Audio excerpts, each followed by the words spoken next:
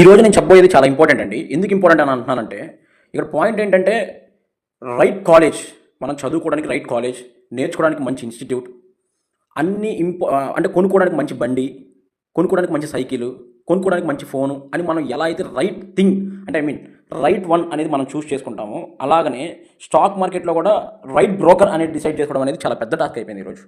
అంటే జనరల్‌గా మనకి ఎలా ఫీల్ అవుతామంటే బయట లైక్ యూట్యూబ్ ఛానల్స్‌లో మనం జనరల్‌గా స్టాక్ మార్కెట్ అంటే ఎక్కడ నేర్చుకుంటాం అంటే బయట ఎవరు పడితే వాళ్ళ దగ్గర నేర్చుకోం. మ్యాక్సిమం యూట్యూబ్ ఛానల్స్ వాటిలోనే మనం చూస్తూ ఉంటాం.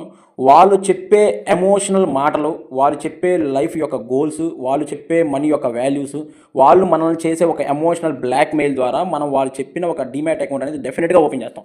ఇవాళ డీమ్యాట్ అకౌంట్‌ని రిఫర్ చేసే వాళ్ళు ఎవరెవరు ఉన్నారంటే, సినిమా రివ్యూలు చెప్పేవాళ్ళు కూడా బ్రోకరేజ్ గురించి స్టాక్ మార్కెట్ డీమ్యాట్ అకౌంట్ గురించి రిఫర్ చేస్తున్నాడు. లేకపోతే ఏదన్నా వెల్త్ గురించి చెప్పే ఒక చిన్న ఇంటర్వ్యూలో డీమ్యాట్ అకౌంట్ గురించి చెప్తున్నారు. అంటే ఈవెన్ ఒక చిన్న అంటే లైక్ ఏదన్నా మీమ్స్ ఉంటాయి కదా, మీమ్స్ అంటే మనం సరదాగా నవ్వుకుంటూ స్ట్రెస్ని రిలీవ్ అవ్వడానికి మీమ్స్ చూస్తూ ఉంటాం. దాంట్లో కూడా స్టాక్ మార్కెట్ డీమ్యాట్ అకౌంట్ గురించి రిఫరెన్సెస్ ఉంటుంది. లైక్ ఎందుకు ఇలా జరుగుతుంది ఇలా అంటే, అలా చేస్తే వాళ్ళ కమిషన్ వస్తుందండి. ఆ కమిషన్ వస్తుందని మీకు తెలుసు. అయినా కూడా వాళ్ళు చెప్పే మాటలకి అంటే లైక్ వాళ్ళు చేసే ఒక ఎమోషనల్ బ్లాక్మెయిల్ అని నేను అన్నాను. అంటే ఇన్స్పిరేషన్ అని అంటాను నేను, ఇంకా సింపుల్గా చెప్పాలంటే ఇన్స్పిరేషన్. వాళ్ళు చేసే ఇన్స్పైర్డ్ కొన్ని వర్డ్స్కి, కొన్ని మాటలకి నువ్వు పడిపోతావు. ఆ పడిపోయినప్పుడు ఏమైందంటే అల్టిమేట్గా ఒక డీమ్యాట్ అకౌంట్ ఉండాలని నువ్వు కూడా చూస్ చేసుకుంటావు. సో స్లోగా ఇన్వెస్ట్ చేసుకుందాం అనుకుంటావు. ఈ టైంలో మామూలుగా ఒక కుర్రోడికి ఎలా ఉంటుంది, ఇంజనీరింగ్ చేసే కుర్రోడికి డబ్బులు అవసరం, వాడికి హాస్టల్ ఫీజు కట్టుకోవాలి, స్కూల్ ఫీజులు కాలేజ్ ఫీజులు కట్టుకోవాలి, తిరగాలి, గర్ల్ ఫ్రెండ్కి డబ్బులు పెట్టాలి, బండికి పెట్రోల్ కావాలి, బిర్యానీలు తినాలి, ఫ్రెండ్స్కి అవి ఇప్పించాలి అంటే ఏదో సరదాగా వాడికి ఏదో చాలా రకాలైన ఇబ్బందులు ఉంటాయి, లైక్ ఖర్చులు ఉంటాయి. ఆ ఖర్చుని వాడికి ఓవర్కమ్ చేసుకోవడానికి వాడు ఏం చేస్తాడంటే, ఈ యూట్యూబ్ ఛానల్స్లో వాళ్ళు చెప్పే లైక్ మనీ ఎలా సంపాదించాలి ఈజీగా అని దాంట్లో డీమ్యాట్ అకౌంట్ రిఫర్ చేసే ఒక చిన్న వీడియోలో డీమ్యాట్ అకౌంట్ ఓపెన్ చేసేసుకొని ఇంకేం లేదు స్టార్ట్ చేసేస్తాడు. వాడికి రేపొద్దున్నే వాళ్ళ లవర్ ఏదో గిఫ్ట్ అడుగుంటుంది.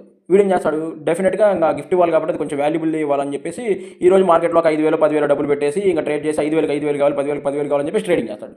అంటే ఇక్కడ పాయింట్ ఏంటంటే, వాడు బ్రోకరేజ్ ఓపెన్ చేసేసుకొని ట్రేడ్ చేస్తాడు. ట్రేడ్ చేసిన తర్వాత మార్కెట్ వాడు అనుకున్న దానికి రివర్స్ అయితే మళ్ళీ వాడు ఎలా ఫీల్ అవుతాడంటే, అమ్మో ట్రేడింగ్ అంటే బ్రోకరేజ్ దండగా, మళ్ళీ అమ్మటం దేనికి, మళ్ళీ ఎలాగో అక్కడికే వస్తుంది కదా అని వెయిట్ చేస్తూ ఉంటాడు.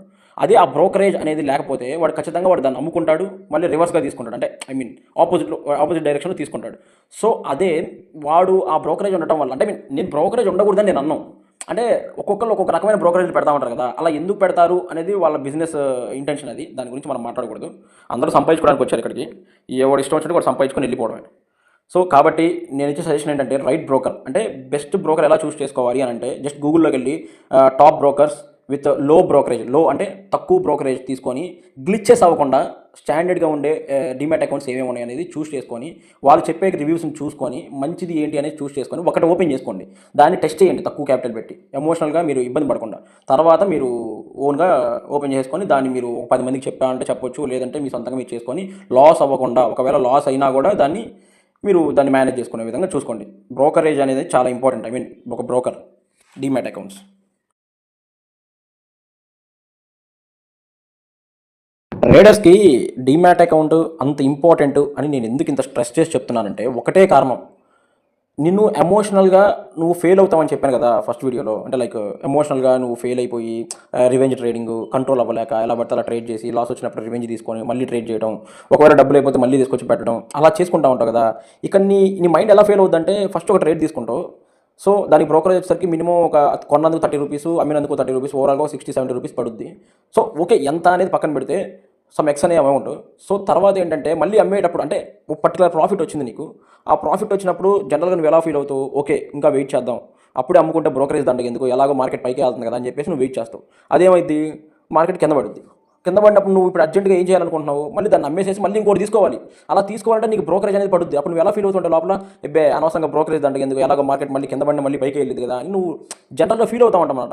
అలా ఫీల్ అవ్వడం వల్ల అదే నీకు బ్రోకరేజ్ అనేది లేకపోతే ఖచ్చితంగా మార్కెట్ నువ్వు అనుకున్న దానికి రివర్స్ వెళ్తే ఖచ్చితంగా దాన్ని స్క్వేర్ ఆఫ్ చేసేసి వేరే పొజిషన్ తీసుకుంటావు. అప్పుడు నువ్వేమైంది, నీ రిస్క్ అనేది తగ్గిపోయి డెఫినెట్గా నువ్వు లాస్లోంచి ప్రాఫిట్లోకి వచ్చే అవకాశాలు కొంత ఉన్నాయి. ఎక్కువ ఉన్నాయని నేను చెప్పను, కొంత ఉన్నాయి. సో ఆ బ్రోకరేజ్ అనేది ఉండడం వల్ల దానికి నువ్వు భయపడి ట్రేడ్ చేయడం మానేస్తావు. అలా బ్రోకరేజ్కి భయపడి ట్రేడ్ చేయడం మానేసేవాళ్ళు, లాస్ వచ్చినా కూడా వెయిట్ చేసేవాళ్ళు, ప్రాఫిట్ వచ్చినా కూడా వెయిట్ చేసేవాళ్ళు నేను చాలామందిని చూశానండి, చాలామందిని. సో కాబట్టి నేనేమంటానంటే ఒక మంచి బ్రోకర్ని కనుక చూస్ చేసుకుంటే అంటే ఐ మీన్ మంచి బ్రోకర్ అని అంటే ఎలాంటి క్వాలిఫికేషన్స్ ఉండాలి దానికి, ఎలాంటి స్పెసిఫికేషన్స్ ఉండాలని నువ్వు నన్ను అడగొచ్చు నన్ను. కానీ ఇక్కడ పాయింట్ ఏంటంటే మంచి అనేది ఏం లేదండి ఇక్కడ. అందరూ సంపాదించుకోవడానికి వచ్చారు ఇక్కడ. బ్రోకర్ అంటే నీకు తెలుసు కదా, జస్ట్ ఒక ఎక్స్చేంజ్కి ఒక కస్టమర్కి మధ్యలో ఒక సర్వీస్ ఇస్తూ ఉంటుంది, లైక్ షేర్స్ కొనుక్కోవడానికి. సో దాన్ని డిజిటల్ రూపంలో ఈరోజు యాప్స్ రూపంలో తీసుకొచ్చారు. ఆ యాప్సే డీమ్యాట్ అకౌంట్స్. సింపుల్గా చెప్పాలంటే ఒక బ్రోకర్ అని కూడా అనొచ్చు మనం. సో జీరోదా అనేది ఒక బ్రోకర్, ఏంజల్ వన్ అనేది ఒక బ్రోకర్, అప్స్టాక్స్ అనేది ఒక బ్రోకర్, కోటెక్ అనేది ఒక బ్రోకర్, ఎస్బీఐ అనేది ఒక బ్రోకర్. అట్లా డిఫరెంట్ టైప్స్ ఆఫ్ బ్రోకర్స్ ఉన్నాయి. వీటన్నిటిలో మనం జస్ట్ ఎలా బెస్ట్ది ఏంటని చూస్ చేసుకొని సరిగ్గా ట్రేడ్ చేసుకుంటే డెఫినెట్గా ఇది కూడా ఒక మనకి one of the best task అని చెప్పొచ్చు దీనికి. ఎందుకంటే ఈ పర్టికులర్గా నేను దీని గురించే ఎందుకు వీడియో అవసరం లేదు కదా, జస్ట్ ఒక సింపుల్ ఒక వన్ వర్డ్లో బెస్ట్ స్టాక్ బ్రోకర్ని చూస్ చేసుకోండి సరిపోదు కదా అనొచ్చు.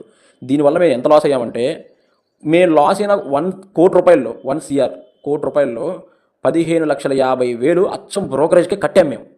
ఏది ఒక జీరోదాలో, ఏంజల్ వన్లో 12 లక్షలు, అప్స్టాక్స్లో 1.5 lakhs, కోటెక్లో 2 లక్షలు. అంటే జస్ట్ మీరు అబ్జర్వ్ చేయండి అసలుకి నేను ఏం చెప్తున్నాను అంటే, ఒక బ్రోకరేజ్ అంటే నేను లాస్ అయిన కోటి రూపాయల్లో అచ్చం బ్రోకరేజే 25 లక్షల నుంచి 30 లక్షల దాకా పోయినాయి అని నేను చెప్తున్నాను. ఎందుకంటే అది ఇంకా మీకు అర్థమైపోయింది. ఇంకా నేను ఇంతకు మించి చెప్పాల్సిన పని లేదు. బ్రోకరేజే అంత డబ్బులు పోయాయి అంటే నేను పోగొట్టుకుంది మార్కెట్లోనా, లేకపోతే నా డబ్బులు బ్రోకరేజ్ తీసుకుపోయినాయా అనేది అది మీకే వదిలేస్తున్నా. నేను అనుకోవడం అయితే రైట్ బ్రోకర్ అనేది కూడా మన ట్రేడింగ్ స్టైల్ని కొంచెం ప్రభావితం చేసిద్ది అనేది నా ఉద్దేశం.